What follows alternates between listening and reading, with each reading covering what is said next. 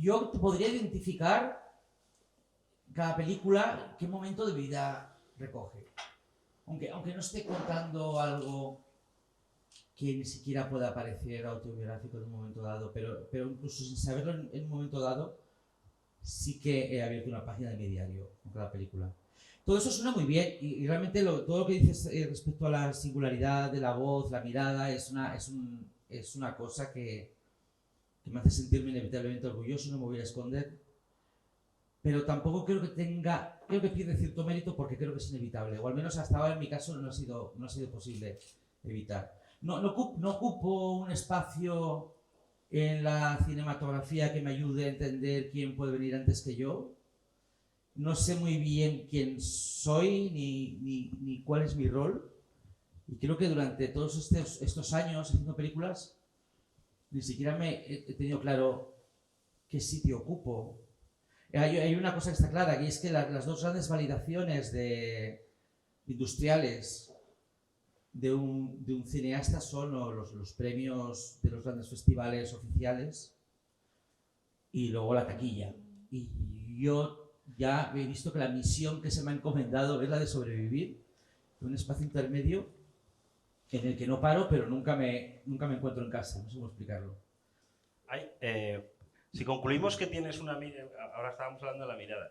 Esta mañana te pasó una cosa muy, muy chula, que es que alguien ha relacionado planos de la forma de iluminar, el gusto por las luces artificiales de la noche, de la discoteca y tal, en Superstar con lo que aparece en Daniela Forever, y tú has dicho, qué guay, porque eso significa que tengo una mirada. Claro, es que la otra cuestión es el premio Miradas.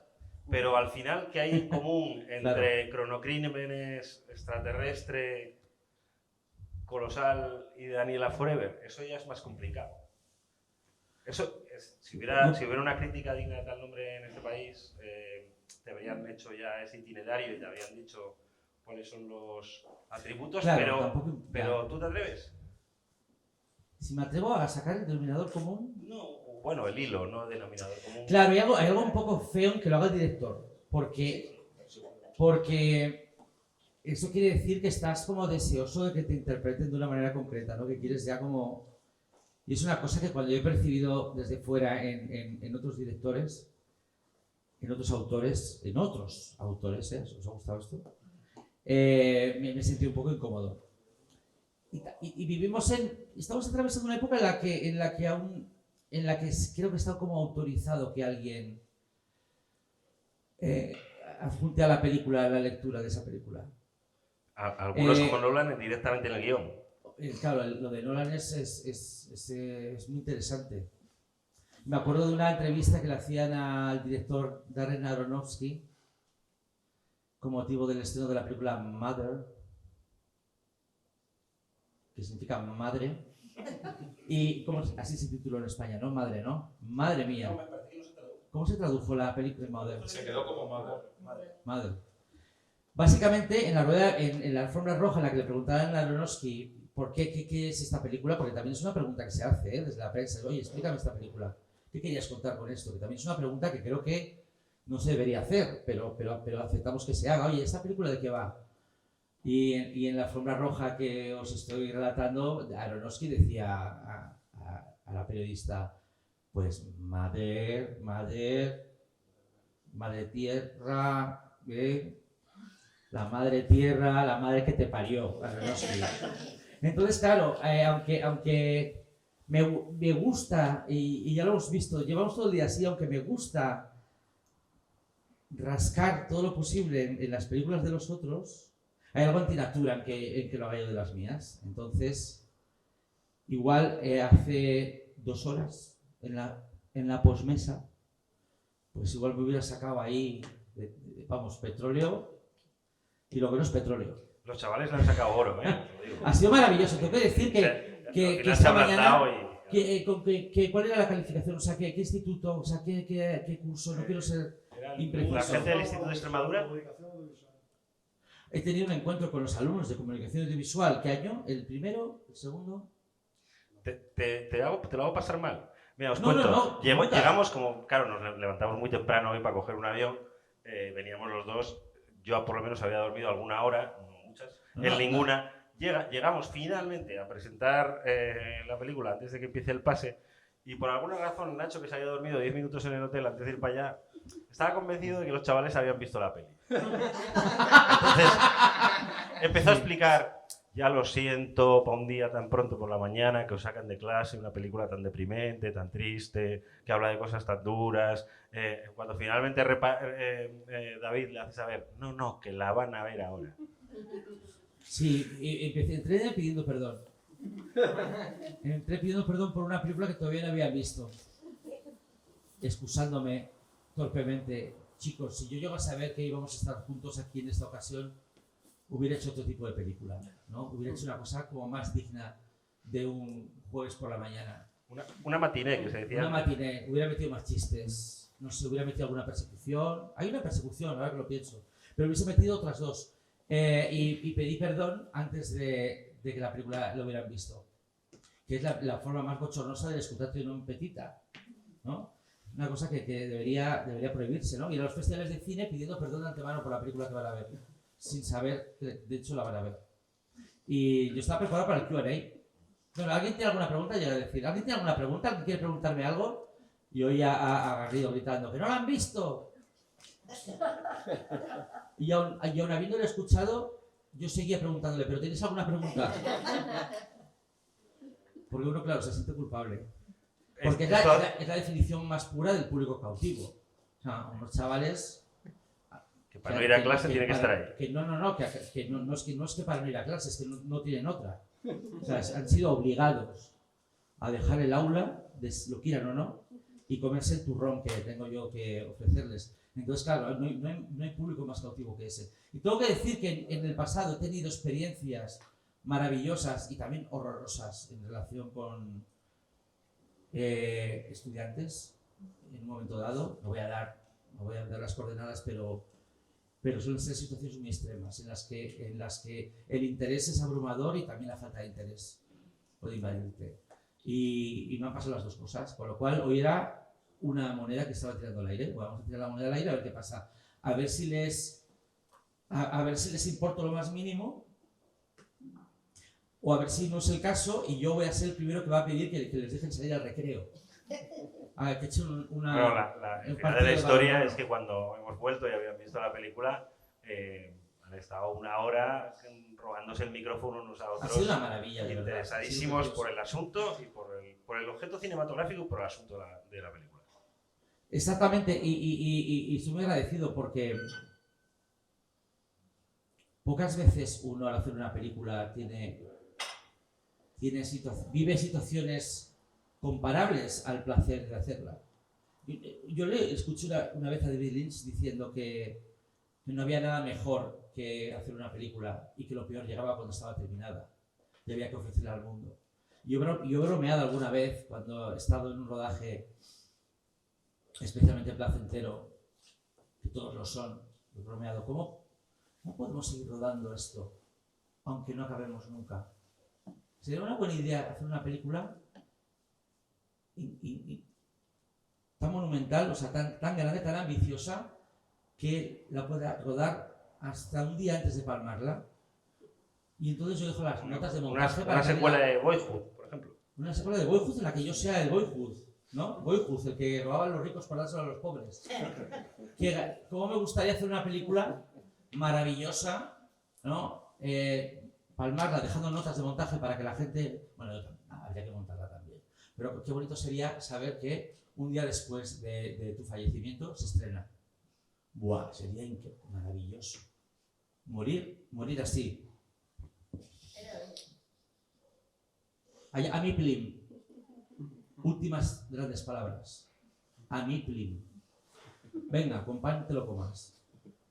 Porque sí, es verdad que luego es difícil que una película, voy a decirlo de una manera menos apocalíptica, son contados los momentos en los que sientes la plenitud que sientes en el momento de crearlo. Y hoy he sentido eso, hoy he sentido un encuentro con el público en el que también te reconcilias con la película, te reconcilias también con las decisiones que has tomado. No os penséis esas cosas que dicen los directores de que no leen crítica y que son como invulnerables a todo a lo que sucede. Hay momentos en un mismo día en el que te sientes satisfecho y pleno y con la misión del deber cumplido, o con la sensación de haber cumplido la misión, mejor dicho, y en ese mismo día, un poco más tarde, sientes que está todo inacabado, que has patinado, que no has sabido ajustar las tuercas, que has confiado en exceso o has confiado poco. Las películas, lo comentaba esta mañana, una de las grandes estafas que sufrimos la especie humana por culpa de la ficción, y esto nos empapa a todos, es la de pensar que los estados emocionales son constantes, consistentes, hasta que una noticia buena o mala nos cambia de humor.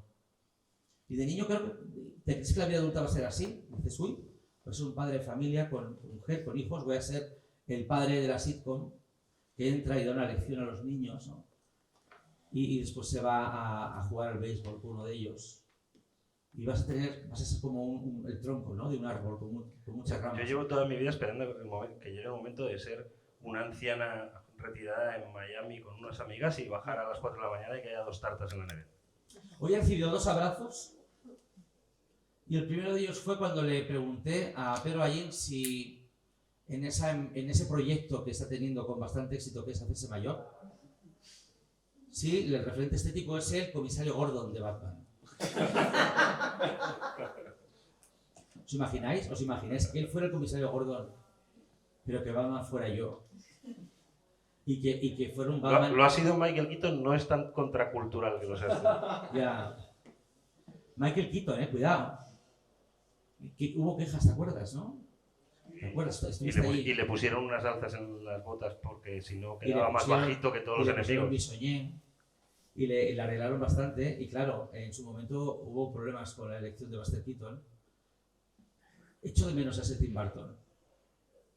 Le echa de menos todo el mundo. El Tim Burton que dice... No evites ir al segundo abrazo. El Tim Burton que dice, voy a hacer una película sobre Batman y voy a poner de Batman a el que hizo de Beetlejuice, el anterior. Ojo, Claro, que igual por aquel entonces tampoco la idea de Bruce Wayne estaba muy asentada entre el gran público, ¿no? Y la última película cara de superhéroes tenía más de 10 años. Tenía 11 que era Superman. No se había intentado repetir la forma. ¿Y el segundo abrazo? El primer Batman, o sea, el no único quiere Batman, ir. Y el segundo abrazo, bueno, el segundo abrazo es que ha sido maravilloso. Ha sido una alumna que me pidió desde su asiento, ¿te puedo dar la mano?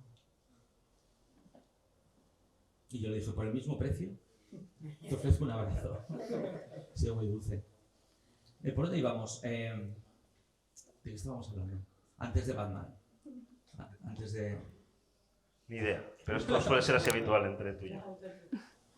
De los autores y de la caligrafía, la gramática. Sí, bueno, de momento estoy condenado a ser fiel a lo que sea que brota cada vez que haces un proyecto desde la sinceridad y desde la verdad. Una pregunta que queda muy, además, estás como muy de...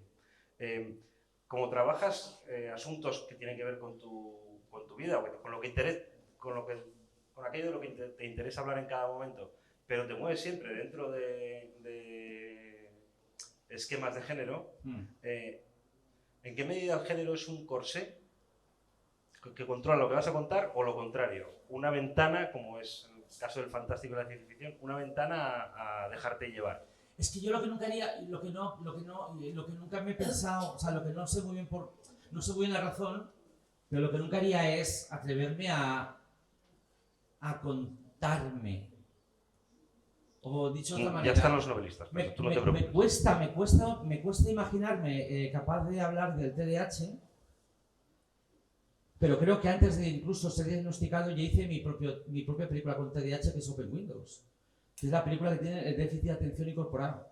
Una película que ya tiene TDAH por ti. Y que además que lo coopera en esa frecuencia. Y que es descriptiva. Yo creo que incluso si yo sabía que tenía TDAH antes de hacerla, me hubiera salido peor. O sea, que hay un grado de inocencia que está ahí. Y por ejemplo, creo que Cronocrímenes fue escrita en un momento en el que quería jugar con ciertos juguetes, pero también quería hablar de cierto desencanto ante realidades adultas a las que me estaba enfrentando y que tenían que ver con una decepción de lo que de repente descubrías que era el amor, los deseos sexuales, ¿no? De repente es como, esto no me gusta cómo me puedo enfrentar a ciertas situaciones. Por cierto, hay un elemento en común entre Chrono Crímenes y Daniela Forever, que tiene que ver con la obsesión por el control. Un personaje protagonista que va ejerciendo cada vez un control más riguroso sobre la realidad, intentando perfeccionarla en sucesivos intentos y la va distorsionando cada vez más. ¿Esa es tu experiencia un poco del mundo adulto? En realidad, en Chrono Crímenes, creo que el motor es: yo he hecho algo que está mal, con lo cual voy a volver a vivirlo y esta vez me voy a castigar a mí mismo. Y castigarme a mí mismo no mejora las cosas, sino que las empeora. Y luego en un tercer intento voy a terminar por cagarla. No, voy a restaurar un orden, pero a cambio voy a sacrificar algo por el camino, algo que no acaba teniendo una buena lectura al final.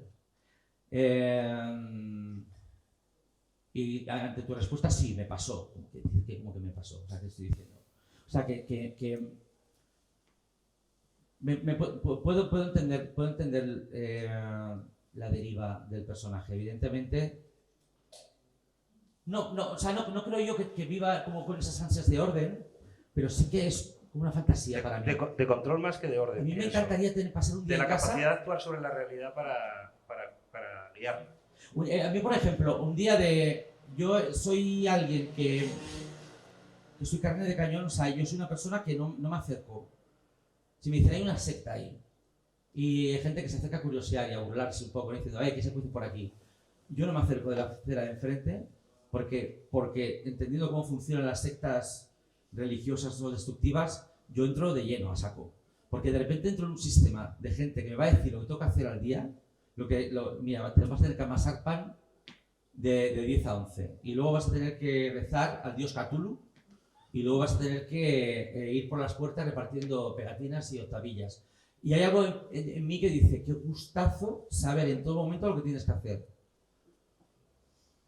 Eso es un rodaje. El rodaje es una maravilla para mí porque una jornada de rodaje soy feliz. Yo en los domingos, la parte en la que vemos cómo es el día a día en el convento donde va la muchacha, yo me pongo nervioso. Digo, claro, no te dejan, no hay wifi, pero digo, qué gustazo que no haya wifi, que no te dejen coger el wifi, que no puedas hacer doom scrolling, que no puedas perder el tiempo en chorradas, que no puedas contaminarte. Y de repente me veo ya con la cofia puesta, ¿no? Afeitándome y convirtiéndome en Sor... No, claro, Sor no. Bueno, si me cuelo, ¿cómo me llamaría? Sorpaso. Sorpaso Vigalondo. Yo propuse, como mi productora es socia de Naikari, es una de las productoras de Los Domingos, que es mi socia eterna, mi familia. Yo propuse en un momento dado que Los Domingos se titulase Sorpresa, que es el título de una de las películas. Di lo que me dijiste esta mañana, ahora que está todo el mundo hablando de Los Domingos, esta mañana viniendo en el turbohélice, me dijiste que era una película de terror y que no entendías que nadie viera alguna ambigüedad en ello. No era eso lo que dije. Lo que dije fue que conociendo a gente de fuera, conociendo una pareja norteamericana que había visto la película, yo daba por hecho, y así ha sido, que la ambigüedad que ha tenido la película en nuestro territorio no es la misma ahí fuera. Yo creo que la película fuera de España genera un desconcierto y un pánico que no admite mucha doble lectura. Y hablábamos del Exorcista. El Exorcista de William Friedkin. Aquí la hemos vivido, esa película desde siempre, como un clásico, perdiéndonos el grado de extrañeza y el grado de desequilibrio que supone para la madre de la chica endiablada el que entren dos curas católicos por la puerta. Que son figuras que aquí nos resultan familiares, ¿no? Max von Sydow y... ¿Cómo se llamaba el otro? Ay, qué pena, el actor maravilloso que hace de Padre Carras. Esos señores, claro, a nosotros pueden entrar por nuestra puerta y ni siquiera ya... Y los dos somos de un pueblo donde eso pasaba, que venían a ver al enfermo a casa, vamos. Pero claro, para la familia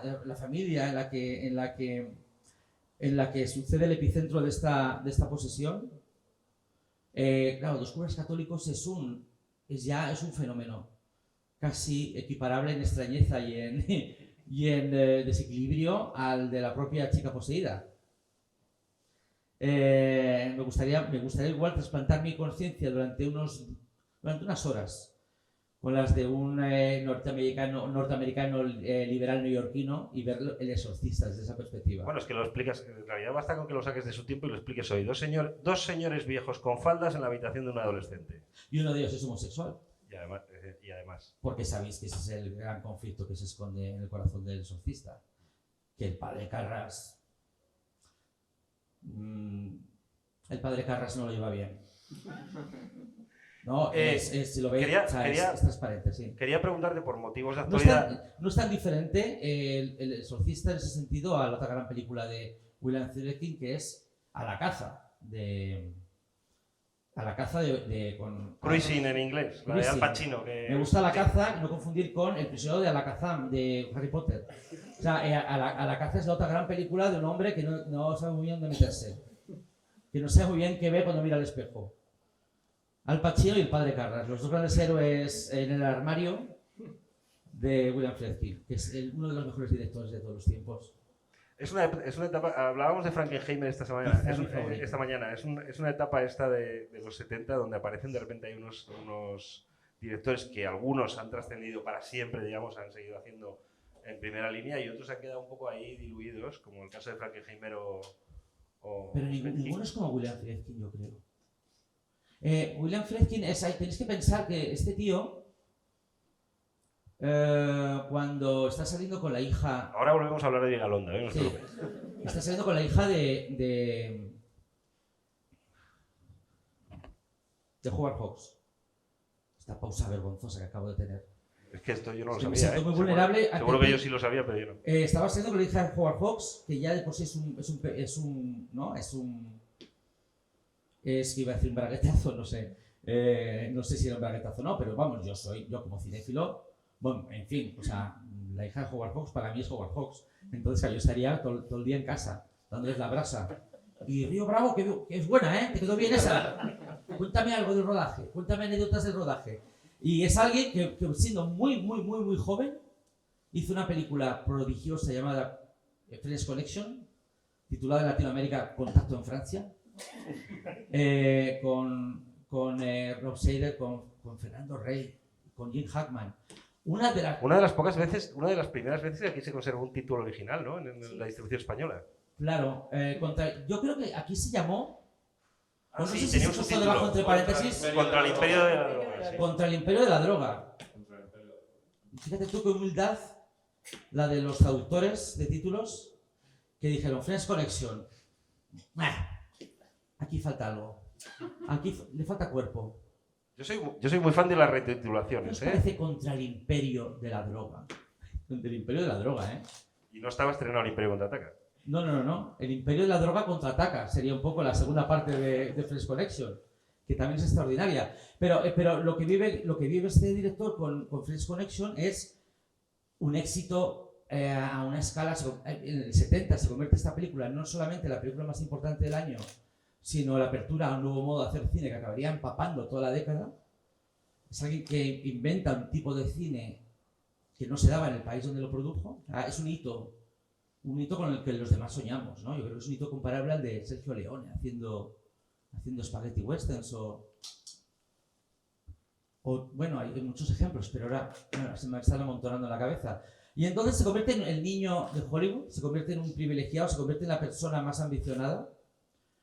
Y todos sabemos que lo peor que le puede pasar a un director es convertirse en un director oscarizado y convertirse un poco en esclavo de la ambición que se implanta en tu cabeza cuando una vez que ya formas parte de ese canon o de esa cúpula, tienes que hacer unas películas oscarizables. Y entonces el proceso creativo ya está contaminado. En el momento en que ya estás haciendo películas con una ambición tan concreta, si empezamos a hablar de las películas que sospechamos que están diseñadas bajo esa ambición, ya esto se va al carajo, ya esto ya nos echan del país y del planeta. Una vez que William Friedkin se le implanta esta necesidad, podemos pensar si él ha intentado como adaptarse, ¿no? Si se ha querido adaptarse al traje que le han puesto o si ha seguido tirando por el camino del medio. Entonces imagínate la cara que tendrían todos esos alrededor cuando él dice, ya tengo de qué va a ir la siguiente película. El exorcista. ¿El exorcista de qué va? Van a abrir una página al azar. La niña se clava el cuchillo en el chocho mientras grita, tu madre come pizzas en el infierno. Es la película menos oscarizable de la historia. O la película más asombrosa después de un Oscar. Y de hecho hubo alguna categoría que creo que se eliminó para evitar que... categoría de maquillaje, porque claro, de repente esa película se convirtió en una cosa que la Academia antagonizó. Ahora no nos acordamos, o nunca lo supimos, no estábamos vivos por aquel entonces, pero El Exorcista se convirtió en una película que parece una burla al establishment de Hollywood, una cosa perversa, una cosa sucia. Y de hecho, todo eso se olvidó cuando se convirtió en una de las películas más taquilleras de todos los tiempos, y ya en ese momento ya como que cedieron un poquito, diciendo, bueno, no, tenías razón, estás haciendo dinero, estás haciendo rico a alguien, por lo tanto eres de los nuestros. Pero qué valor, ¿eh? Y claro, generó todas las continuaciones posibles, la profecía, el catolicismo del anticristo. Ya, que es un género que no ha parado, pero que tampoco... ¿no? Bueno, vamos a volver al chico que nos trae aquí, por hablar de la otra hora del año tuya, que además es que a él le gusta mucho lo que hace. Esto es una cosa muy... ¿Cómo? ¿Habéis visto Superstar? Sí. Vale. No, ¿cómo que me gusta lo que espera. hago? Claro, o sea, sí suena fatal. No, pero que en esto te pasa como a mí. Ya, O sea, yo para que lo veas. Yo me releo y digo... estábamos en que yo creo que antes de este fin de semana, la última vez que nos hemos visto, aunque hemos hablado un par de veces, estábamos en la estación de tren de Pontevedra, que a diferencia de la Zaragoza es muy pequeña, tan pequeña que teníamos que coger el tren de vuelta a Madrid de los premios Feroz. Tan pequeña que tenía... Sí, había un colapso, no cabíamos en la cafetería, tal. Entonces yo tengo que desayunar y veo a este hombre pegado una barra ahí con su desayuno y me acerqué y yo quería hablar... Era una estación tan pequeña que había que subir al tren para hacer sitio en la estación. Y cuando se bajaba la cafetería había que volver a literalmente. bajar. Sí. Y entonces yo me acerqué para un poco iniciar una conversación sobre Daniela y me dice, espera, y me saca el móvil, me dice, mira lo que estoy haciendo. Y entonces, ¿recordáis la escena de Street Fighter o Mortal Kombat del bolso de Margarita Seis Dedos en la que vuela por los aires lo diré? El ladrillo. No, el arlequín. El arlequín. Bueno, pues esto es de lo que él quería hablar en la estación de Pontevedra a las 9 de la mañana cogiendo el tren y me puso aquello y digo, ¿pero qué estás haciendo? ¿Esto qué es? Claro, tú piensas, claro, Entonces, en realidad, cuando dice, ¿tú para quién haces películas? Hay una disyuntiva horrorosa que es cuando alguien te dice, ¿tú haces las películas para el público o para ti mismo? Y hay algo envenenado ahí, algo equívoco, porque yo también soy el público. Yo también formo parte del público. Y parece que esa pregunta se hace con la intención de que acabes reconociendo que el cine tiene que hacerse para el público, como si el público no fuese uno mismo. Y si uno mismo no se incluye en el público, eso quiere decir que tampoco estás siendo sincero, tampoco estás haciendo una película para lo que tú consideras que es el público real, que inevitablemente eres tú cuando estás haciendo una película. Hay un pecado mortal que no se considera como tal porque capitalísticamente está muy bien visto, que es hacer una película que le va a gustar a gente más tonta que uno mismo. Esto se hace en el periodismo todos los días, te digo. Claro, no, ya, pero... Y la reflexión, cuando te dicen, es que esto no lo va a entender la gente. Claro, la gente no existe. No existe algo llamado la gente. Entonces, yo toda mi vida en la profesión, cuando me decían la gente y yo decía, yo no sé quién es la gente. Y al fin, después de tiempo,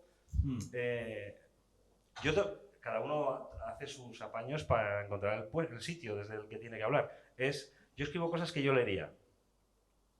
Claro. Entendiendo que los demás serán aproximadamente como yo, porque uno nunca es tan especial.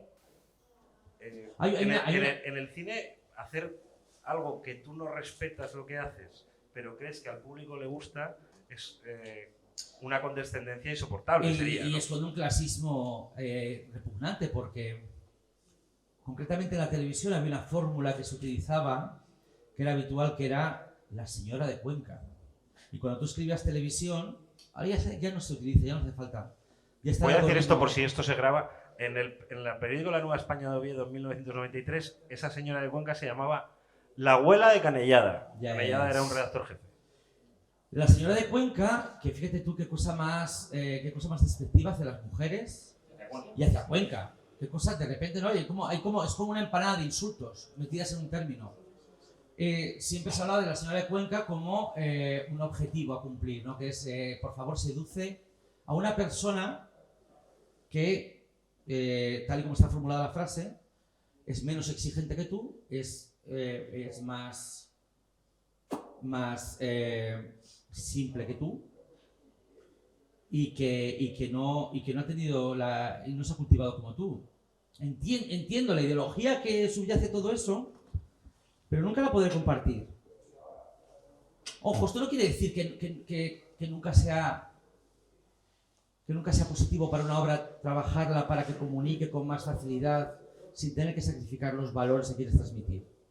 Creo que se puede hacer un esfuerzo, creo que ha habido momentos en los que quizá yo podía haber hecho un esfuerzo mayor por comunicar lo que quiero comunicar sin ser altivo ni tratar al público con condescendencia. Siempre es posible trabajarlo, pero no es eso lo que te comunican. Lo que te comunican es, no, baja hasta la altura o la bajura de la señora de Cuenca. Y eso es una cosa que flota ahí, ya no con ese término, pero que no provoca vergüenza, ni los que lo formulan ni los que lo acatan. Y yo siempre pensaré que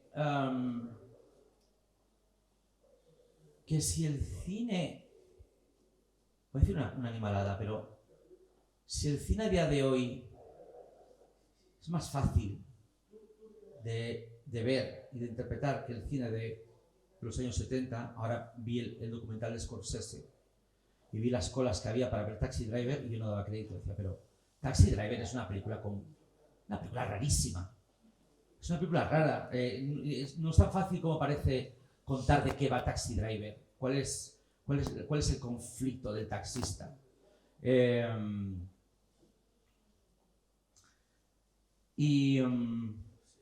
¿Eran más listos en los 70? No quiero pensar eso,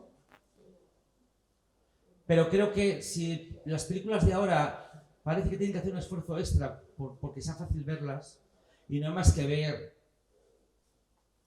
los guiones y los mecanismos de las películas comerciales y también las de prestigio, son más fáciles que ver que igual las de hace 20 Están más años. Explicados, desde luego. Está todo más explicado. Y me pregunto si el cine se está adaptando a una nueva situación o si el cine es culpable de que la situación haya cambiado.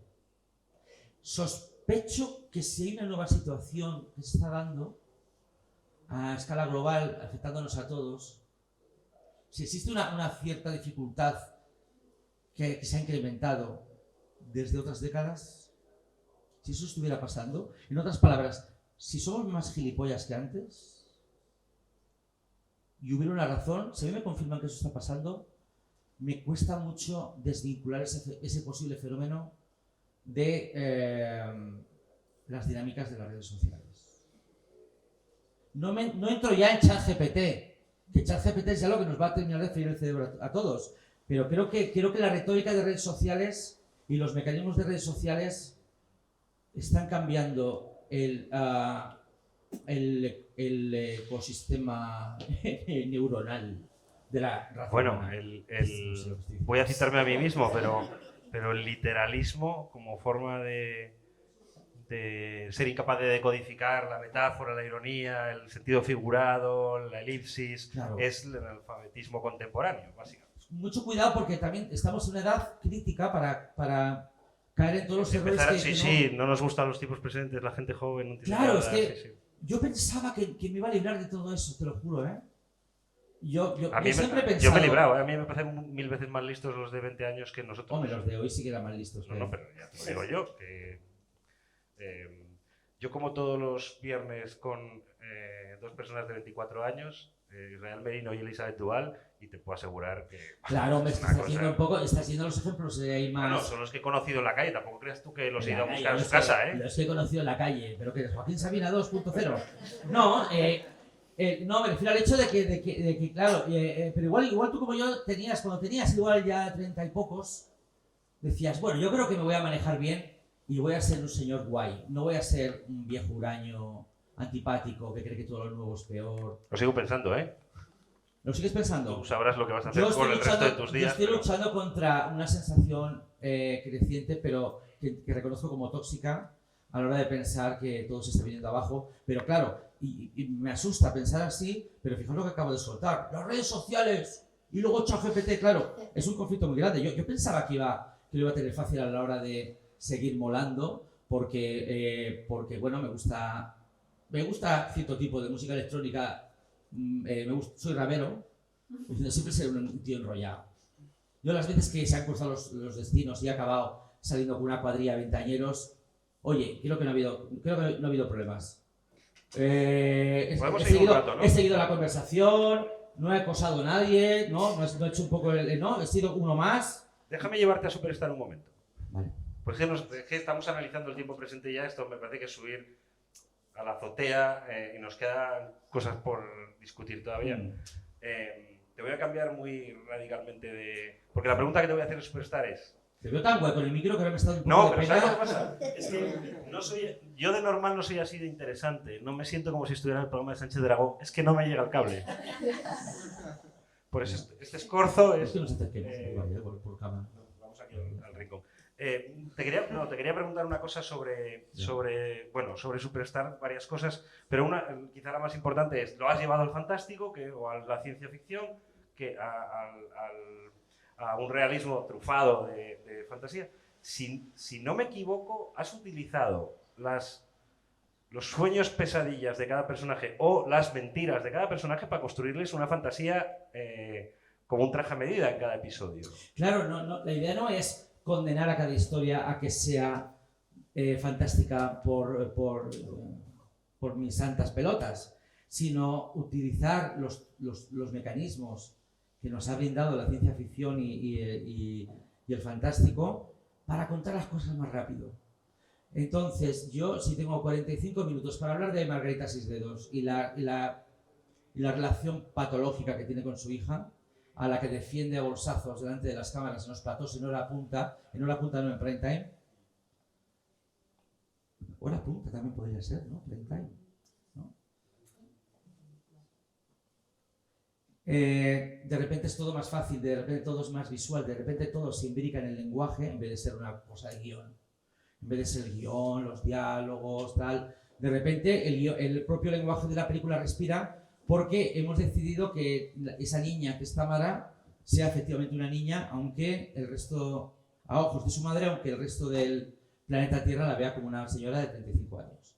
Y de repente la ciencia ficción permite que, no sé si es ciencia ficción exactamente, igual en ese caso no, pero ese acercamiento a la subjetividad de la madre a través del lenguaje hace que corra el aire, ¿no? Todo respira mejor. Y de repente tienes una libertad para contar las cosas sin tener que enfarragarte con visitas al psiquiatra y discusiones en el dormitorio. Y también te da la oportunidad de romper una lanza a favor de la forma y a favor de la imagen y a favor del golpe de efecto formal, que es lo que más hecho de menos a día de hoy, en tiempo presente. No hablo de España, hablo en general. Vivimos una época en la que el naturalismo impera, se considera que el naturalismo es la solución por defecto a todo. Y es lo de prestigio, además. Y yo quiero sentirme una rara avis en ese sentido, ¿no? A mí me gusta, yo voy a confesar por qué Gurruchaga es mi alter ego en el mundo de la actuación, y es que Si veis el código que comparten los actores y actrices normativas a día de hoy, ves que, claro, Gurruchaga viene de otro planeta. Yo en ese sentido quiero sentirme protegido. Es como un tótem para mí, es como mi animal espiritual. Ensayo, ¿eh? Ese otro universo es cabaretero. No era peyorativo, ¿eh? Expresionista.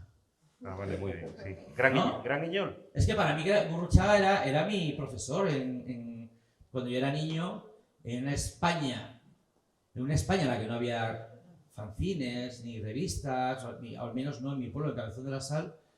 La información no fluía, yo tenía mi padre gasolinero, mi madre ama de casa, no había tampoco un precedente de consumo de cultura que no fuera la que echaban por televisión a las horas normales, y yo no tenía nada. O sea, yo estaba como intentando como aferrarme a algo que no existía, y de repente los sábados por la mañana Gurruchaga en su sección de la bola de cristal te explicaba, mirándote a los ojos, quién era Murnau, y quién era Peter Lorre, y quién era Vincent Price, y de repente tenías ahí a una especie de hermano mayor, barra mentor, barra gurú, que te enseñaba cosas que van a formar parte de tu vida ya el resto del tiempo.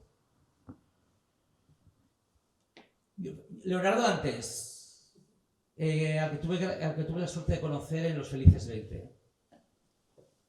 Una herida abierta. Leonardo Dantes es la representación viva de un conflicto que creo que en cierta manera nos atañe a todos, que es en la sociedad de consumo que nos ha tocado vivir. Queremos satisfacer un tipo de placer que es el de ser respetados y ser considerados parte de la academia, parte del canon, parte de la constelación de autores importantes, pero también nos gusta que se rían de nosotros, o ser divertidos, o ser bufones, o ser baja cultura, ¿no? Queremos ser alta y baja cultura a la vez. Y aquí viene Leonardo Dantes, que cuando vino al programa Los Felices 20 estaba al comienzo un poco tieso, sin saber si estaba en territorio enemigo, y reivindicando su pasado como compositor de temas inmortales, pero en cuanto está un poco confiado, ya empiezo a bailar el pañuelo por ahí. Y dices, qué conflicto tan bonito. Y entonces, ¿eso lo puedes contar tirando de recursos propios de la novela contemporánea? ¿O puedes multiplicarle por dos, hacer un Jekyll y Hyde y sacarte un Leonardo y un Leonardos? Con lo cual de repente todo es más rápido y de repente el lenguaje empieza a florecer. Y de repente la pobre Claudia Costafreda tiene la suerte de enfrentarse a de repente una historia protagonizada por Secund de la Rosa y otro Secund de la Rosa. Luego ya el capítulo 3, La carretera podrida, la historia de una mujer que decide ser otra, que es la historia de Lori Álvarez, que primero quiere ser Tamara como parte de una maniobra mercantil en los platós, pero luego por amor también decide convertirse en otra mujer para ver si no pierde a Arlequín, no a él, al traje, que es de lo que se ha enamorado. Porque si en la sustancia están las pastillas esas, lo que en la película de Stephen King, Christine es el coche que está vivo y que acaba simbolizando muchas cosas y matando otras tantas, pues aquí el objeto maldito es el traje de Arlequín, que por alguna razón los rombos bailan y acaba poseyendo tanto a Arlequín como a ella.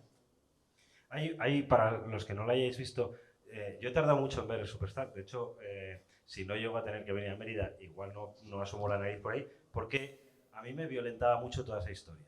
A mí todo lo que ocurrió en torno a esta gente, todo lo que pasaba en el plató de Crónicas Marcianas, me violentaba una barbaridad porque me parecía el espectáculo de la cena de los idiotas, de los pijos nos entretenemos riéndonos de la gente que no se entera muy bien de lo que ocurre. Por cierto, la cena de los idiotas es una de las estafas intelectuales más graves del teatro y el cine francés, porque te cuentan que se van a reír de los pijos que se ríen del tonto, pero toda la película consiste en hacer chistes a costa del idiota, ¿no?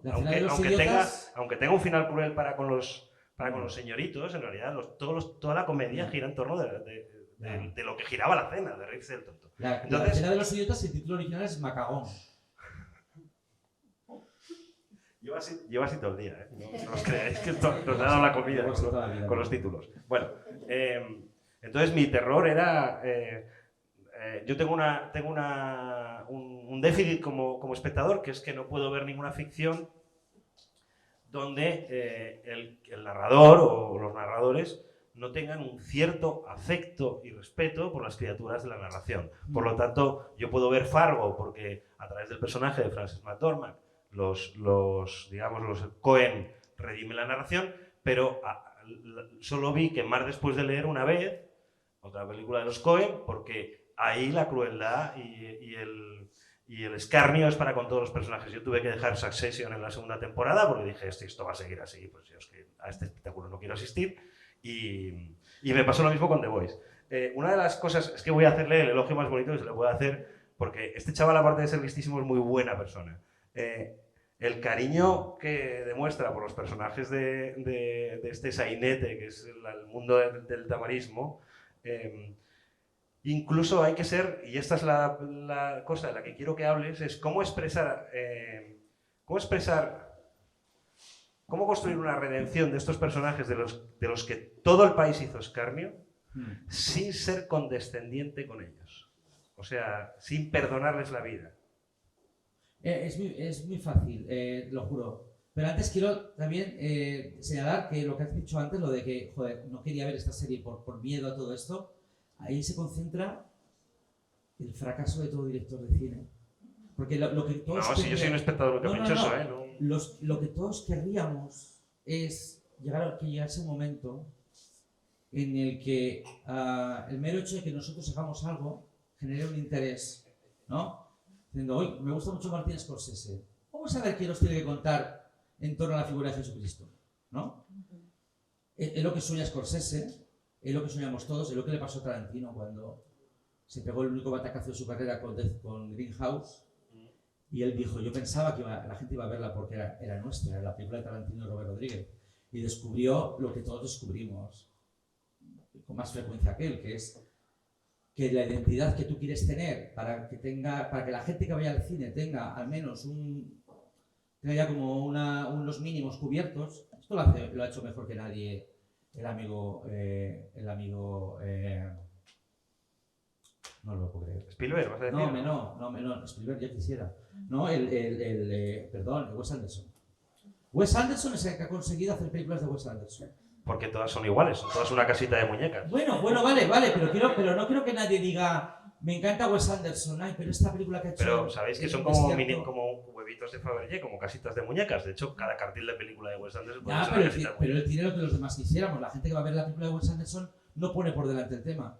Es una porque son todas iguales.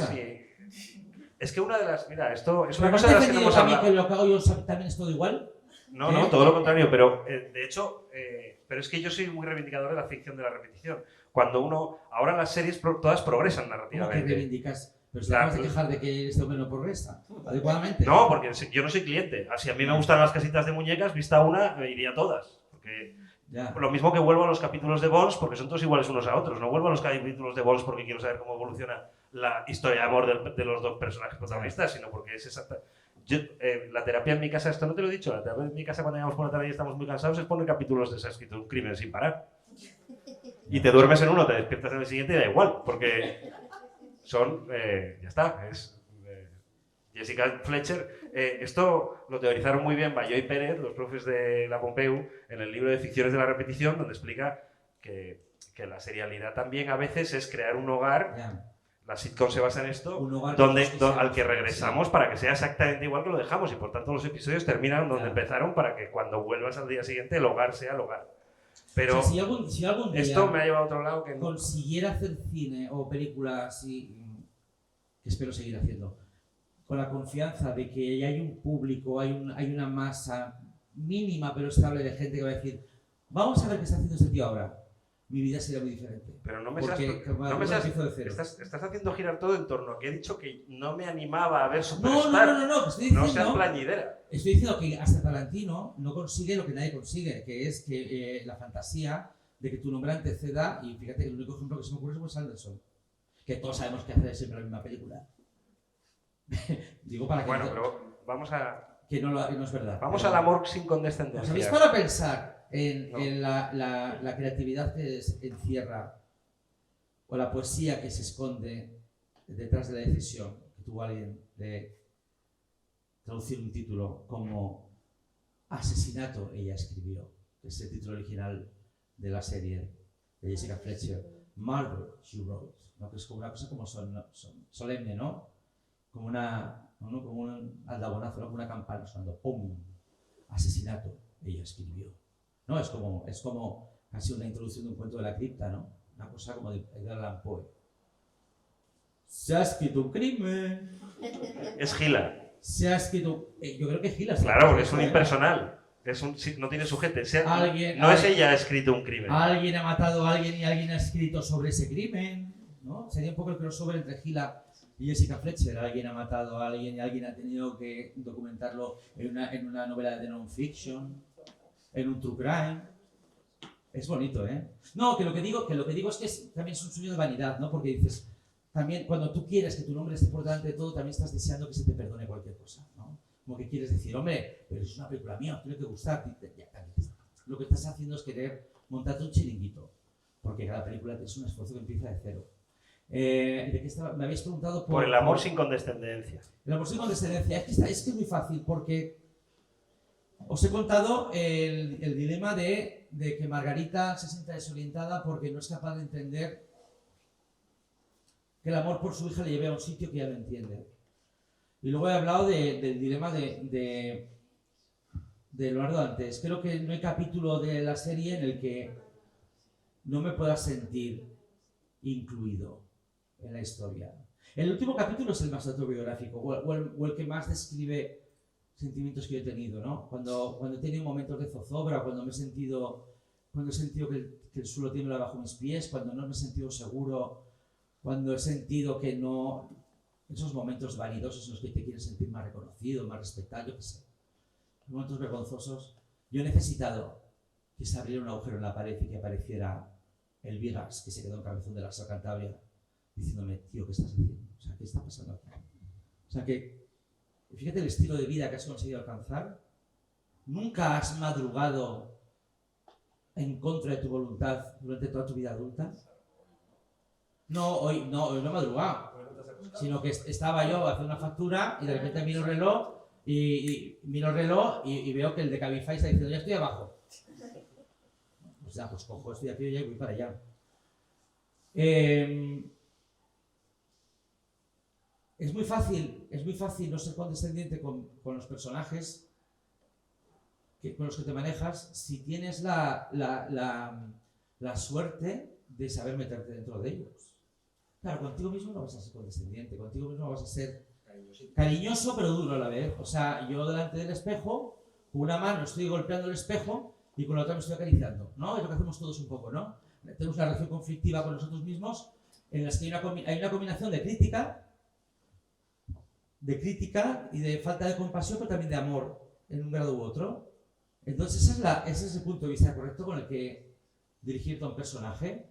Tachan, es muy fácil tratar así a los personajes si tú estás dentro de ellos, que es un poco la labor de todo escritor, ¿no?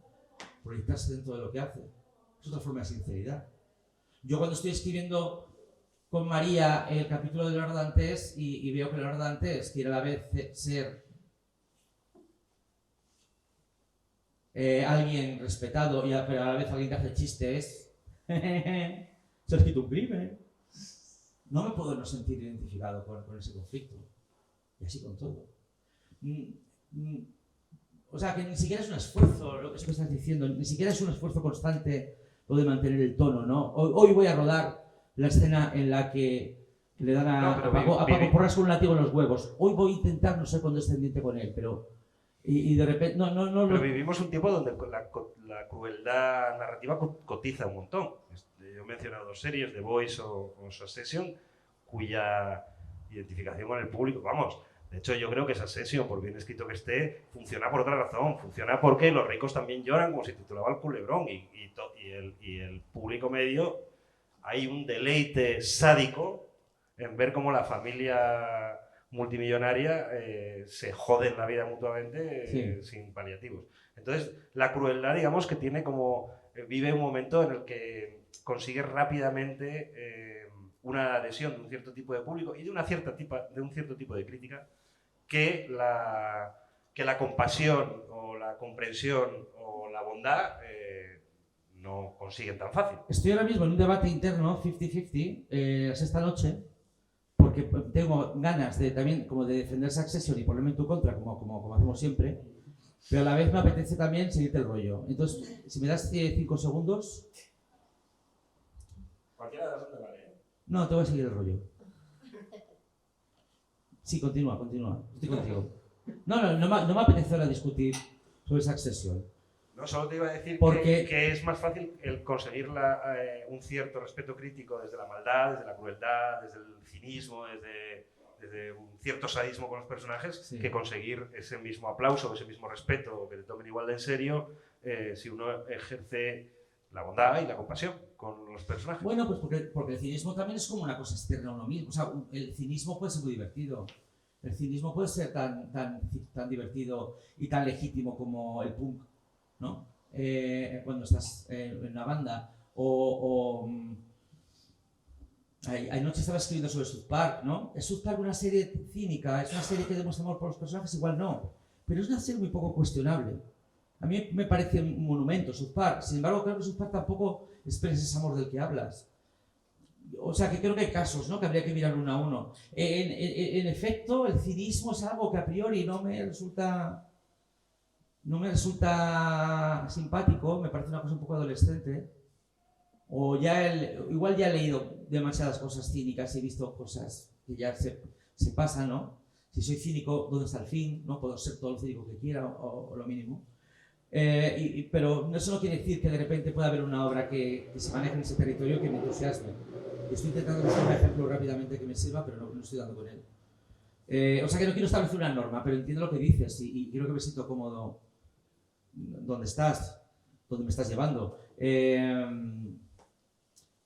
¿Cuál es mi película favorita?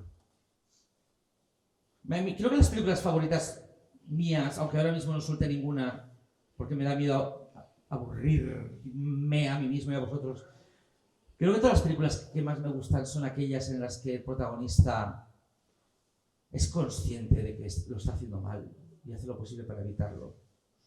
Y si consigue evitarlo, igual es demasiado tarde.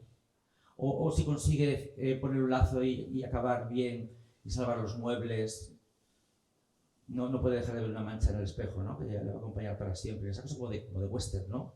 Como de western afectado, ¿no? Como de... Sí, creo que la culpa es una cosa realmente bonita.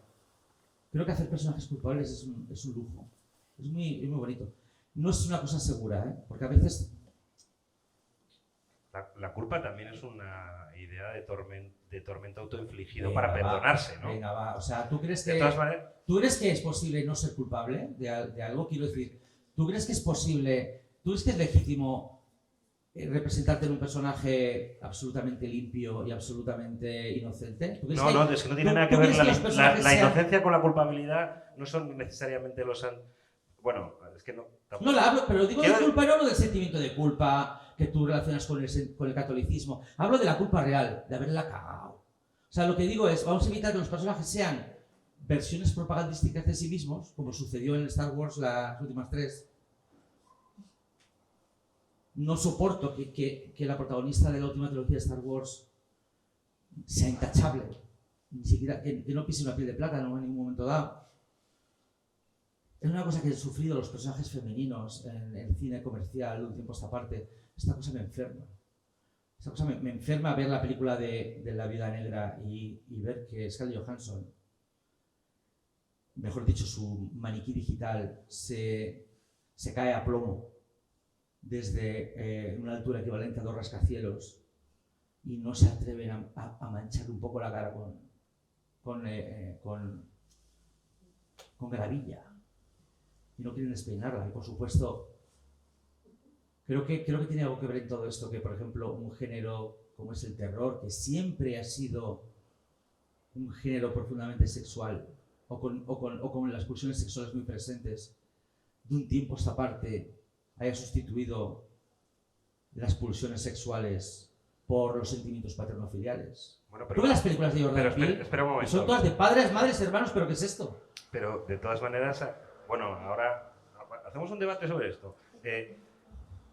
A partir de las revoluciones políticas de los años 60, la maternidad se convirtió en problemática para el cine de terror. O sea, Rosemary Baby no sale de ninguna parte. El sancionar a la mujer como que la maternidad es algo problemático para ella llega desde Rosemary Baby hasta Babadook. Bueno, es una película de una mujer a la que no le dejan abortar, como Engendro Diabólico. O sea, es esa Engendro película, Diabólico, ¿no? es incluso más divertida. ¿Qué película más buena es Engendro Diabólico? No, ¿y habéis visto Engendro Diabólico? La he visto no hace tanto y madre del amor hermoso, lo bien dirigida que está. Qué película más calculada, qué película más bien orquestada, trazada con tiralíneas. O sea, es una maravilla. Merece la pena ir dándole la pausa, ¿eh? Os lo juro. Bueno, yo en este punto... Engendro Diabólico es de una máquina que... Una máquina es una máquina, sí, es Sora 2, es ChatGPT, que deja preñada a Julie Christie, creo que es, y se va a pasar el resto de la película intentando evitar que ella aborte. Así es, Engendro Diabólico, sin salir de casa. Pero claro, al ser una inteligencia artificial, pues le echa el pestillo a la puerta, lo tiene todo automatizado. Hay una muerte increíble en esa película. Creo que debería daros la oportunidad de hablar a vosotros un poco con Nacho, ya que está aquí, porque si no, ahora yo iba a sacar el tema, que aparece en el episodio de Leonardo Dantes, aparece en Colossal y aparece en el episodio final de Superstar, que es los que nos hemos ido del pueblo a la ciudad a petarlo lo más grande. Y básicamente es la frase de Leluti aquella de iba a entrar en Hollywood por la puerta grande estaba cerrada. Anso Cucero se reía de mí porque decía, claro, en Colosal estás diciendo que, claro, que lo mejor de la vida es haberte ido a Madrid y lo peor que te puede pasar es volver al pueblo. Y esa lectura terrorífica, que no comparto en absoluto, pero que entiendo que alguien con malicia como él, como tú, hijo de puta, puede acabar Yo sacando, tampoco he vuelto. es que padre, yo estoy intentando como defender lo urbanita como la condición definitiva del ser humano y que el pueblo sea la penitencia, ¿no? Un purgatorio. Y lo que realmente quería decir era que en mi caso concreto, si yo tuviera los problemas que tiene la protagonista, igual yo me dejaba llevar por la fantasía de que si me voy a otro sitio ya todo se soluciona, que es un sentimiento que hemos tenido aquí todos y todas, ¿no? ¿Os acordáis cuando de repente ibas al primer día a la universidad, al campus, un contexto completamente nuevo y decías, ahora todo estará bien, soy una nueva persona, voy a incluso cambiar mi acento un poquito, voy a cambiar mi forma de vestir porque he hecho tabula rasa, he hecho reset y ahora soy el nuevo Vigas? Yo confesé que no veía nada, me pusieron las gafas de miopía cuando me fui a la universidad, me tiré todo el instituto callando la boca y sentándome en primera fila, porque no leía el encerado porque no quería que me pusieran las gafas. Eres un chulo tú, ¿no? O sea, bueno, no. Qué chulo. Y claro, yo quería contar con pesimismo de la poca confianza que tenía en mí mismo a la hora de empezar de cero. Imagínate, volviendo al pueblo, ¿no? Para mí la cosa que más gracia me hacía y más ganas tenía de rodar, o el segmento de la película que más ganas tenía de rodar es que una persona que está haciendo lo posible por no caer en los pozos de la alcoholemia, de repente vuelve al pueblo y se autoconvence de que el pueblo le va a permitir quitarse de encima ciertas conductas, y la primera noche ya se acaba comiendo techo, acaba volviendo a casa de día y liando la parda, la mismísima primera noche. Y esa falta de confianza que es divertida desde fuera, pero que es terrorífica desde dentro, me pareció oportuno describir. Me encantaría que ahora hubiera una ronda de preguntas y todas fueran para Pedro. Sí. No, las preguntas son para él. Que como no tengo esto, tenéis que levantar la voz. Sí, no voy a tener más remedio. O bien repites tú luego la pregunta para que quede registrada en la cámara bien. ¿Por qué la voz de este hombre parece la de Dios? Parece que llega desde el cielo. Tienes una voz que tiene más autoridad que cualquier... que estos cablecicos se nos ponen aquí. Igual tampoco... igual la gente quiere que sigas intentando... Yo puedo seguir toda la noche, incluso aunque se fuera él, ¿eh? Ya. Igual la gente quiere seguir que intente buscándome las cosquillas. Bueno, vale, pues vamos a desarrollar esto porque se ha hablado de cómo lo cuentas en Colosal, pero este asunto vuelve a aparecer por 2 veces en Superstar.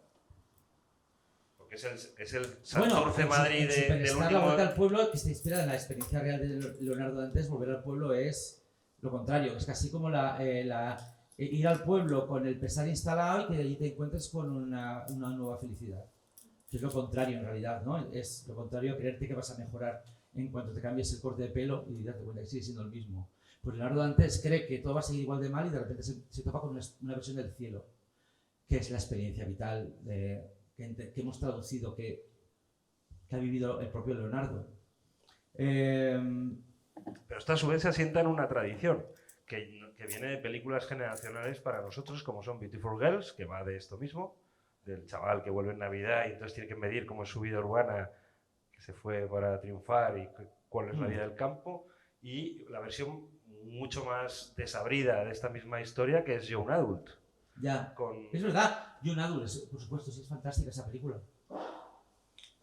Estoy pensando también que, claro, yo entre las dos... Es que estamos intentando, él no sabe lo que está haciendo, lo estoy usando de laboratorio porque estoy intentando construir una dinámica anti-Anairísimo. Claro, jolín, macho. Entre la anteúltima película y la última pasaron 8 años. 8 años de intentar otras cosas, ¿no? Hay una cosa que he confesado un par de veces y que es cierta, y es que en un buen tramo de esa espera entre películas, yo ya acepté en silencio y tranquilo y tampoco desde la desesperación que ya se había terminado lo de hacer cine. O sea, yo no voy a darme de golpes contra una pared hasta que salga una película hasta el fin de los tiempos. O sea, si noto que no existe esas ganas o que ni industrialmente ni desde otros rincones nadie, o sea, no noto una urgencia por lo siguiente, porque yo he escrito, en la espera yo escribí 3 guiones contando el de Daniela Forever, vi que la cosa no tiraba para adelante y de repente brotó Los Felices 20, que es un sitio que yo estaba preparado para que fuera mi nuevo hogar, mi hogar definitivo, pero tampoco lo vio ni Perry. Hubo un momento que me tuve un ataque de pánico de decir, ¿entonces qué hago? Pero Los Felices 20 creo que es las cosas más bonitas que he hecho, pero el eco que tuvo Los Felices 20 entre el público y los medios fue similar a si en vez de un magazine hubiéramos emitido un pitido y un rombo dando vueltas, o sea, 0. Y ahí ya dijo, un momento, si esto no hizo tampoco, ¿qué voy a acabar haciendo? No quiero tampoco dar a entender como que tuve un momento ahí de romper espejos con el puño, ni nada de eso, ni mucho menos, o sea, en realidad me he parado. Pero sí que tuve estos pensamientos de ¿quién voy a ser yo? Y no puedo evitar pensar que después de Daniela Forever igual no voy a volver a ser lo mismo que he sido hasta ahora. Es posible, no es una cosa muy loca pensar que tengo que ser otra cosa, con lo cual este discurso tan bonito que hila estas películas igual de repente no vale un pimiento, porque de repente me pongo a hacer La revuelta. La revuelta ya la están haciendo, es que no, tampoco hay sitio en la revuelta. ¿Qué puedo hacer? No sé, imagínate que me pongo a hacer el remake de Se ha escrito un crimen, protagonizado por Rocío Ibáñez, que es Margarita Sisdedos. Sería la hostia eso, ¿eh? A lo mejor me tiro el resto de mi vida haciendo 14 temporadas de Se ha escrito un crimen y ahí me planto y ya nadie se acuerda, y la próxima vez que nos vemos ya nadie se acuerda de si iba al pueblo, de si era alcohólico, tal y cual. Igual ese discurso ya se queda un poco, ¿no? Me he puesto de repente muy... No, mi duda es, uno en tu caso, afronta una película sabiendo que a lo mejor, por lo que sea, es la última que va a dirigir con una cierta gravedad, o en realidad eso ya uno lo lleva como nunca he sentido un suelo firme bajo mis pies, incluso en la primera película, yo me he plantado siempre la posibilidad de que sea la última, pero no como una forma de victimismo, no como una forma de renovar los lloriqueos, sino como un método de trabajo. Porque si sabes que una película es la última, o si juegas con la idea, si tonteas con la idea, entonces, eso quiere decir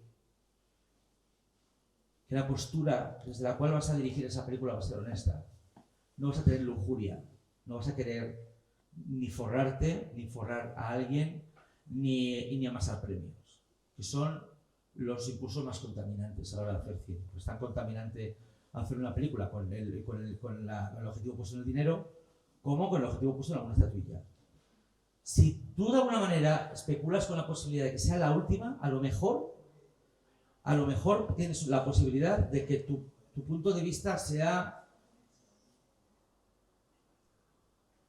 profundamente sincero y de que no estés intentando vender ninguna moto, que no estés haciendo una oferta de lanzamiento de esas, ¿no? No estés intentando vender droga a la puerta de los colegios y la primera es gratis, sino que, ¿por qué he dicho eso? Sino que estás siendo Sabéis que lo hayas dicho. Estás siendo, no esta mañana, ya, pero es que hay alguno por aquí. Estás siendo honesto y estás cobrando el primer gramo de cocaína en la puerta de un colegio, ¿no? Pero bueno, está claro, ¿no? No tengo por qué poner ejemplos, o sea, y ser honesto tampoco es un ejercicio de santidad o sino que es imitar a la gente que te gusta y que te ha alimentado. Es imitar a William Friedkin. William Friedkin no hizo El Exorcista dando por hecho que sería un pelotazo. Es imposible eso. Ninguna película de William Friedkin está diseñada. Todas son una apuesta radical por algo que ni trae la eternidad bajo el brazo, ni tampoco nace para morir un verano, como si fuera una secuela de Loca Academia de Policía. Me interrumpís con una voz si queréis decir algo, ¿eh? Si no, yo tiro hasta que estos señores me manden que pare. Has hablado de las dos almas de Leonardo y Leonardo II, el bufón y el creador, digamos, el artista y el bufón, si tales cosas fueran distintas. Has hablado de tu papel en Los Felices 20. Sí. Y te hemos visto sobre un escenario, alguna gente te ha visto sobre un karaoke, otros sobre escenarios haciendo de maestro de ceremonias. O sea, tú tienes también ese punto clown o showman que te gusta. ¿Te desdoblas ahí o en realidad, porque a Leonardo le has desdoblado para hablar de esta relación entre una cosa y la otra? Es fácil pensar en desdoblarte cuando estás por un lado hablando de semiótica y por otro lado estás cantando Lobo Hombre en París o Soledad de Loreja Van Gogh, que es la canción que más le gusta a mis pulmones cantar. Pero te voy a poner un caso en el que no está nada claro. Una de las cosas más... Porque, lo digo porque además como siempre te dejas un rinconcito de personaje en el que haces un poco de... Estoy intentando que no se me vaya el hilo, a pesar de esta interrupción completamente absurda. Te dejo, sí. Porque claro, estaba como pensando, no pierdas el hilo, ¿qué te está diciendo? No sé qué está pasando aquí. ¿He perdido el hilo? Sí. No. Un caso en el que no es tan fácil pensar ese desdoblamiento. Una de las ideas más alucinantes que tuvimos en Los Felices 20 fue el especial Halloween, Santos Inocentes, homenaje a Miguel Delibes. Hicimos un especial Halloween en el que constantemente mezclábamos la tradición de Halloween, el Monster Man, los vampiros tal, y los personajes de los Santos Inocentes. Como si Los Santos Inocentes fuera una película no tan lejana a La Matanza de Texas.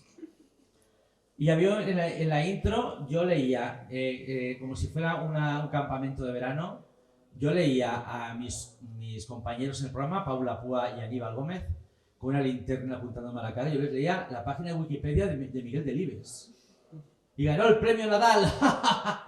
¿No? Y había truenos y relámpagos. Claro, ahí no hay desdoble. Ahí estás haciendo lo mismo de siempre.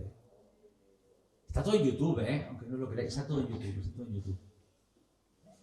Y claro, no puedo sentirme menos orgulloso de algo así que de...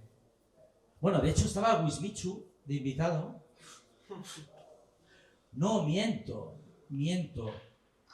Había estado Wismichu 2 días antes y a alguien se le había ocurrido que Wismichu hiciera un inserto, que saliera metido en un saco.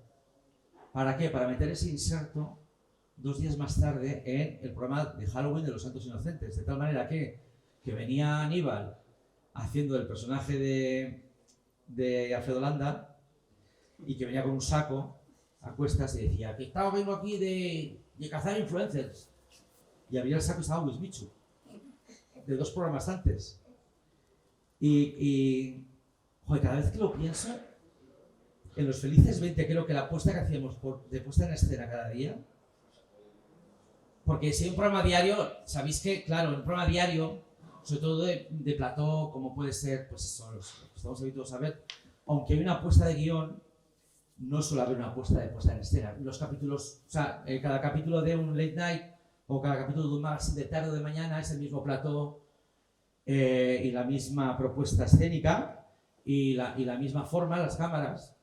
Y lo que hacíamos en los Felices 20 era proponer algo radicalmente distinto, como si fuéramos un programa semanal, pero lo hacíamos 4 veces por semana y cada vez que lo recuerdo no me cabe en la cabeza que fuéramos capaces de hacer algo así. O sea, hay programas que digo, no, ahora mismo lo veo, no entiendo que hiciéramos esto de un día para otro. El homenaje a la Jungla de Cristal, homenaje, atención, especial Matrix 4, que es quizá el único homenaje a Matrix 4 que se ha hecho en el planeta Tierra.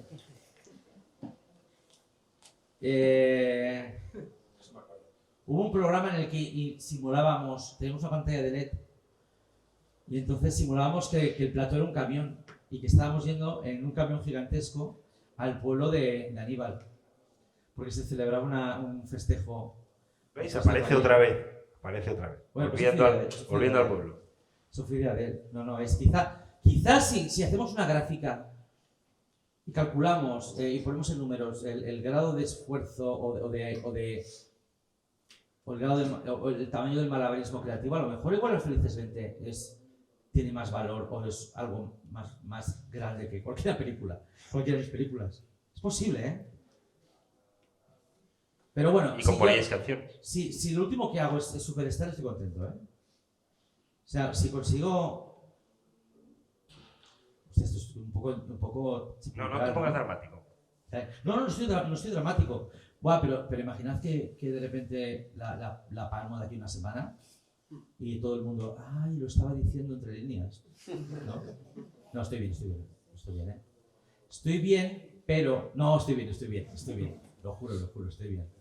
Pero es que pienso mucho en esto, porque creo que es saludable. O sea, no es pesimismo, es alcanzar una forma de honestidad que creo que es muy difícil de alcanzar si tus ambiciones son las de siempre. A mí me tiraron una vez de un avión a 4.000 metros de altura. ¿Qué dices? Que es mentira. ¿Cómo te van a tirar de un avión? Juro, tengo hasta vídeo. Y lo que pensé cuando iba es, bueno, pues si no se abre... ¿Pero qué eres, Bruce Willis? ¿Cómo que te tiraron de un avión? ¿A qué altura? 4.000 metros. ¿Pero llevas un paracaídas? Lo llevaba el chico al que iba atado. ¿Eres más tonto? ¿Verdad? O sea, eres el concejal de los tontísimos. ¿Cómo puedes meter eso en el saco? Esto me gusta, El concejal de los tontísimos. No había pensado nunca dar el salto a la política y ahora El concejal. me tienta. A Paula Puela llamamos la concejala de las hijas de puta en un momento dado. Y hubo un momento en el que Aníbal le dijo a Paula, porque claro, el cruce de insultos era increíble, decía, Paula, llevo un rato planteándome si eres más tonta que mala o más mala que tonta. Y llega a la conclusión de que eres más tonta que mala. Te recuerdo que esto se está grabando porque tú has pedido que se grabara. Hombre, claro, no, pero esto es parte de un guión. No era un insulto real, está todo guionizado, claro. ¿Te imaginas? O sea, ya has subido a ministro de los tontacos. ministro de los tuntacos, ¿eh? Es buena camiseta, ¿eh?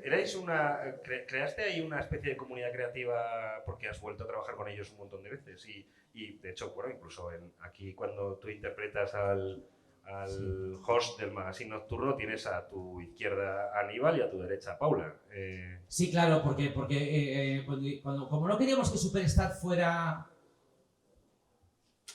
tuviera en una proporción importante la crítica a los medios de ese tipo comunicación, de televisión. que yo creo que esa crítica se puede hacer sin volver a insistir en ella, creo que la tenemos muy clara.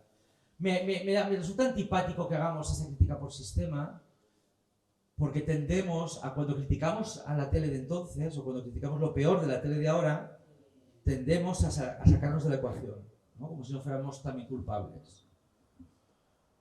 A mí me revienta que cuando se cuestiona el "mi marido me pega" de Mía Salcedo,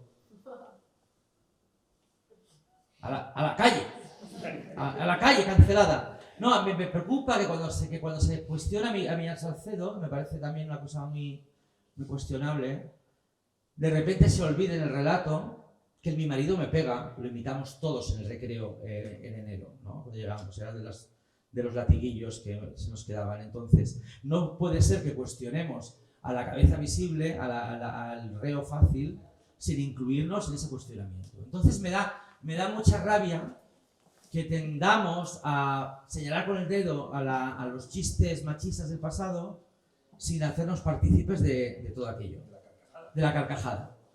Y entonces creo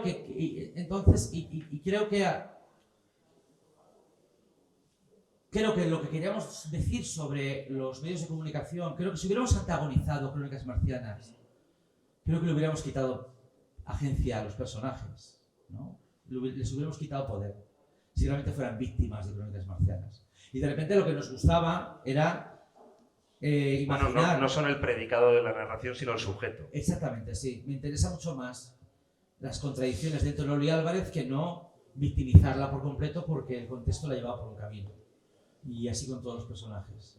Y de repente lo que me apetecía mucho era jugar hacer una broma, quizá privada. Igual está hablando cada vez más alto del fondo. Me gustaba hacer una broma quizá, no sé si muy privada o no, pero me quería permitir jugar a que Crónicas Marcianas en este mundo alternativo fuera una versión mainstream de Los Felices 20. También era una forma, llamar a Aníbal y llamar a Paula era una forma de decir, vale, las 2 jornadas que vamos a estar rodando, el Tiempo de Marte, que es el título de nuestra versión de Crónicas Marcianas en Superstar. Y está la Viña ahí, Está la Viñe, está Rubén Lardín, está Soy una pringada, está Jolina, Francine Galvez. Cuando grabamos esos segmentos de Tiempo de Marte, sabéis que Crónicas Marcianas, además de ser un programa muy famoso de Javier Sardá y compañía, también el título de una novela de Ray Bradbury. Y por supuesto nuestra versión de Crónicas Marcianas, Tiempo de Marte, el título está robado de una novela Flick Dick. Hay más capas de lo que parece. También llamar a Aníbal y a Paula y montar y también a garantizarte que los segmentos que íbamos a rodar ahí iban a tener la vida que necesitaban. Porque claro, esos momentos no pueden estar escritos, no pueden estar cerrados, no pueden estar pautados como si fuera el resto como si fuera una obra de teatro. Teníamos que hacer un programa que estuviera vivo. Entonces, si llama a Paula, llama a Aníbal, ya sabemos que va a estar vivo. Y nos lo vamos a pasar pipa. Yo recuerdo que estábamos rodando Tiempo de Marte y veíamos ese plató increíble, tan parecido al de Crónicas, y teníamos los uniformes aquellos, y nos mirábamos y era como, quiero seguir haciendo esto. Quiero seguir haciendo un programa en el que de repente alguien se cae, ¿no? Hay una toma, hay un plano. Si veis frame a frame, las secuencias en Tiempo de Marte, creo en el capítulo 3 que hay un montaje que es el Rise and Fall el Fall ya llegará, de Arlequín y de Loli Álvarez. Hay un momento, y esto es un easter egg, hay un momento en el que yo me estoy deslizando de cuerpo entero por la barandilla que limita las gradas de los espectadores. Yo me estoy deslizando boca abajo, o sea, de cabeza. O sea, me estoy dejando llevar por el peso de mi cuerpo y estoy dispuesto a matarme. O sea, si lo veis, o sea, es que me encantaría que vierais el fotograma. Estoy cayendo, me estoy deslizando de una manera posiblemente, o sea, hipotéticamente mortal. O sea, me estoy tirando de morros contra el suelo. Y aunque no está grabada la caída, o sea, ahí os tenéis que joder, sí que podéis ver a la izquierda, miradlo frame a frame, a una persona dispuesta a morir por su serie. Abriéndose la cabeza. ¿Cómo terminó la bajada con la barandilla? Bueno, pues tendréis que juntar firmas y pedírselo a Netflix. Yo no. Y de paso que suelte la banda sonora. Que la pongan en Spotify. Has dado dos versiones de lo que estabas haciendo ayer cuando te llamó ayer o esta mañana cuando te llamó el coche de Cabify para ir al aeropuerto. Una es mandar facturas y la otra era que estabas escribiendo lo siguiente. Nunca sabes si lo siguiente, claro. Pero bueno, estoy escribiendo, claro, me tengo que obligar a apuntar algo, ¿no? Claro, tengo que hacer algo, ¿no? Si no, ¿qué hago en casa? ¿Juego a la Play? Danos pistas. No del qué, sino del cómo, ¿Del formato? Del formato. Ahora mismo, ¿sabéis los tiburones, ¿no? Que tienen que estar como nadando constantemente porque se nos ahogan. Entonces yo ante el pánico de ahogarme estoy nadando, entonces tengo propuesta de serie y propuesta de peli y de corto no, porque eso yo tengo escritos unos cuantos, pero sí que quiero intentarlo con una peli, con una serie, con un documental. No sé qué va a ser lo que acabe saliendo, pero bueno, creo que puedo tranquilizar a la gente que igual quiere más de lo que era Superstar. Me gustaría mucho. Me encantaría poder bautizar el estilo Superstar y aplicarlo a más cosas. Me gustaría poder contar con la retórica de Superstar la vida de, no sé, de Calvo Sotelo, ¿no? Miguel Servet, Superstar Style, ¿no? El inventor del submarino. Monturiol. Propuesta de Late Night no tienes. No, lo hemos intentado. Hemos intentado recuperar. Hemos grabado, de hecho, un piloto de una posible continuación de Los Felices 20, pero para no entrar en detalles pesarosos, digamos que cada vez nos damos cuenta más de las condiciones únicas y milagrosas que ocurre aquello. Va a ser muy difícil que volvamos a hacer un programa en unas condiciones en las que la audiencia no tiene peso. Claro, es que te iba a decir antes que tú decías, es que no tenía ninguna repercusión, es que trabajar en una zona de sombra así es un espacio libérrimo. Todos los días colgábamos los programas íntegros en YouTube gratis, o sea, estaban ahí en YouTube y yo los colgaba y tal, y en 2 temporadas, 200 y pico programas. Si yo contara la cantidad de veces que el programa fue mencionado en un medio cualesquiera, igual si utilizo una mano me sobran dedos, literalmente. O sea, la repercusión fue tan pequeña que con el paso del tiempo no puedo dejar de asombrarme o de maravillarme de la oportunidad que tuvimos ahí, porque claro, ahora con el paso del tiempo sí que hay como una sensación de culto creciente, sí que hay una sensación de reconocimiento y de añoranza por aquello. Pero claro, es muy complicado que un canal y una productora de repente vean viable un proyecto así sin que no se desaparezca a los 2 días, porque a día de hoy la televisión tiene que probarse efectiva al instante. También es cierto que en Los Felices 20 había unas condiciones que en comparación con las cuantías de un programa normal, alguien podría decir esto es precario. Yo a veces peleaba por poder recoger a Aníbal con mi taxi. Era un programa muy pequeño y quizás era su gran poder, lo poco que costaba. Lo poco que costaba y el esfuerzo monumental. O sea, hay una cosa que tenéis que saber. Había un chino, estaba el Eurobuilding donde hacíamos el programa y había una manzana más allá, había un chino. ¿Un chino? ¿Es feo decir un chino? Sí, ¿no? Paco y Miguel dicen que sí. ¿Cómo lo digo? Bazar. Bazar. Supone que hay que decir bazar. Un bazar. Sí, todos decimos en chino, pero se supone Pero que- claro, un bazar... Di todo a €1. Es que la idiosincrasia del bazar oriental es que es tan poderosa, es tan bonita. ¿Badulaque? No, La verdad que... o sea, teníamos ese bazar asiático. Maravilloso. Además, el dependiente era majísimo. Y era de estos sitios mágicos en los que te podías perder. Y bueno, encontraba la salida, ¿no? Te sentías como si estuvieras siguiendo el conejo blanco, ¿no? Y de repente veías una torre de agarradores y tal. Después de comer de tupper en el plató, Aníbal y yo nos íbamos andando hasta el bazar a ver qué encontrábamos para traerlo de vuelta. Y de repente, por ejemplo, yo encontraba, me metía en esos pasillos maravillosos y encontraba de repente un puzzle terrorífico de un perrito jugando al baloncesto. Y de repente yo tenía la libertad, una libertad que nunca intentaré que se me olvide. Tenía la libertad de comprarlo, igual que costaba 3,95 €. Y entonces me traía el puzzle y se lo regalaba al invitado. Que en ese caso fue yo Crepúsculo. Encontraba, había un buffet por ahí cerca y pasó una cosa fascinante, que es que por el camino, en más de una ocasión encontramos pastillas. Pastillas, bueno, pastillas legales, o sea, ¿me entendéis? O sea, pastillas de...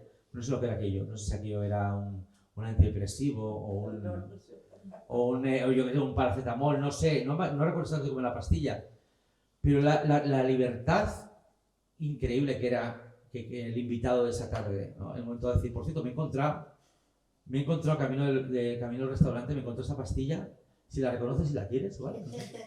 Porque es que aquí se va a morir de risa. Sabes que esta pastilla, igual, o la tomamos a ver qué pasa, ¿no? Sigue grabando. Hubo un programa había un programa en el que yo simulaba estar endemoniado, estar en un estado enajenado, pero hay uno en el que tenéis que adivinar que yo estaba borracho de verdad. Dije, a ver qué pasa. Estoy borracho de verdad al estilo Raval. Pero tenéis que descubrir cuál es.